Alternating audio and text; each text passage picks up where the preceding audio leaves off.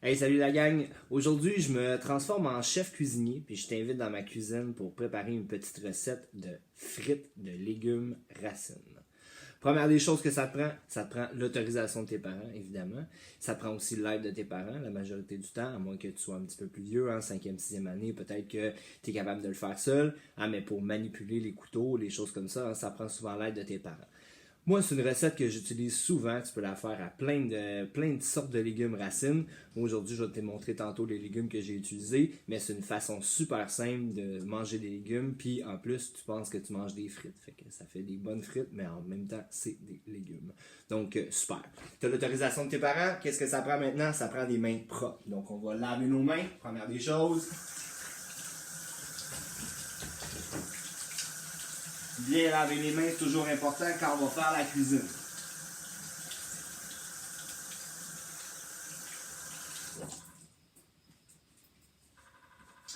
Super. Mes mains sont propres. Ce que j'ai besoin de un bol comme ça que je vais utiliser pour mettre mes légumes racines dedans. J'ai besoin des épices. Je vais t'en reparler un petit peu tantôt de qu'est-ce que tu veux mettre dedans. Et ça te prend des légumes racines. Ça va te prendre aussi une plaque. Hein, qui va au four. Moi, j'ai du papier parchemin, mais tu peux utiliser du papier d'aluminium ou tu peux les mettre directement sur la plaque. Hein. Tout ça, ça fonctionne super bien. Moi, aujourd'hui, j'ai utilisé 3 légumes racines super connus. Il y en a plein qui existent. Hein. Tu peux aller n'importe quoi qui est relativement dur comme légumes. Hein. Donc, c'est sûr, on ne prend pas des cocombes, des choses comme ça. Hein. Des légumes qui sont remplis d'eau. On prend des légumes racines, donc des légumes qui sont plus durs. Donc, moi, j'ai utilisé la fameuse carotte. Hein, super simple, on a souvent ça à la maison. J'ai utilisé aussi le navet ou rutabaga.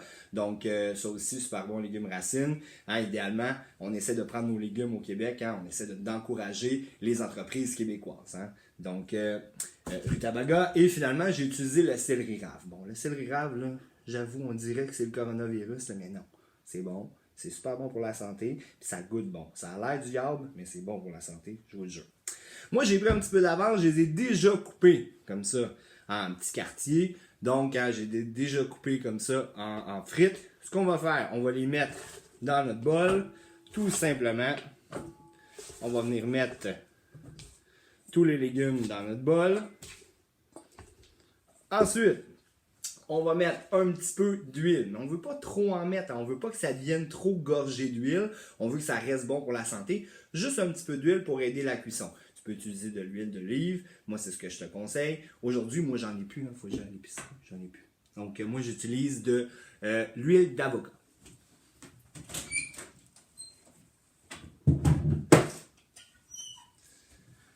Donc, l'huile d'avocat, j'en mets juste un petit peu. OK? On va en mettre un petit peu partout sur les légumes. C'est sûr que si tu as une plus grande quantité de légumes, hein, tu vas en mettre un petit peu plus. Donc, un petit peu d'huile. Et ensuite, vient le moment d'utiliser les épices. Donc, moi, mes épices de base que je mets toujours, hein, c'est du sel. Un petit peu, mais pas trop. Hein. On va mettre un peu de sel. Le poivre, moi, j'aime beaucoup ça, donc j'en mets quand même pas mal.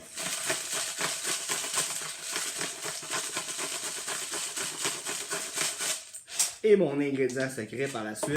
Et là, c'est là que tu peux laisser aller ton imagination. Ça peut être de la poudre d'ail, ça peut être des épices Tex-Mex, ça peut être des épices grecques, ça peut être n'importe quoi qui va donner un petit goût épicé. Moi, ce que j'aime bien, hein, c'est du paprika. Donc, moi, je mets du paprika, j'en mets un petit peu ici dans mes légumes. Et finalement, avec mes mains qui sont propres, je vais prendre tous mes légumes et je vais venir les brasser avec l'huile, s'assurer qu'il y a un petit peu d'huile sur les légumes et que j'ai mettre les épices aussi partout sur les légumes. Finalement, je prends mon bol, je mets ça sur ma plaque, je les étale sur ma plaque ici comme ça. Ça ressemble à ça. Wow, pas qu'il tombe. Pas plus compliqué que ça. Ensuite, je vais laver mes mains parce que je ne veux pas mettre tout ça partout. Hein. Donc, je vais laver mes mains, encore une fois.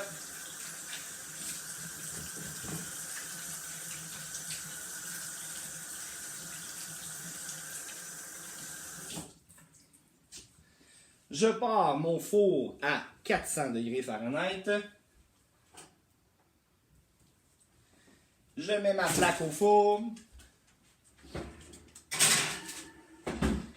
Et j'attends 20 minutes. Voilà. Merci, bonsoir. Après ça, j'ai des belles frites de patates douces super bonnes. OK, Google, mettre une minuterie de 20 minutes. Parfait, 20 minutes. C'est parti. Excellent.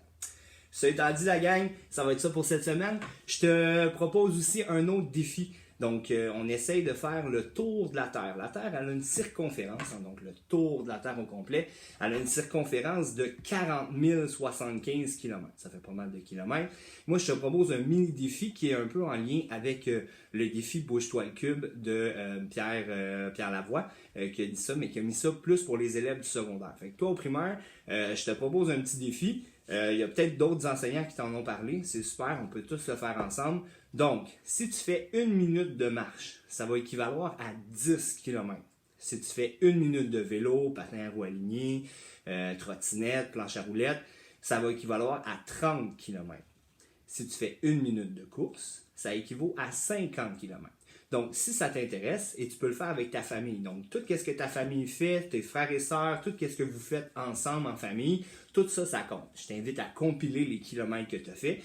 Tu peux me les envoyer sur mon courriel et à moi, la semaine prochaine, je vais faire une compilation de où on s'est rendu, hein, combien de kilomètres on a fait l'école Bernard Corbeil, l'école La Sablière. Donc, je vais compiler tout ça ensemble. Moi aussi, je vais le mettre dans la compilation. Donc, j'espère que tu te gardes en santé. J'espère que tu écoutes tes parents. Reste en santé, reste fort, sois actif. Et s'il y a quelque chose, tu peux toujours m'écrire sur mon courriel. Bye la gang, bonne semaine.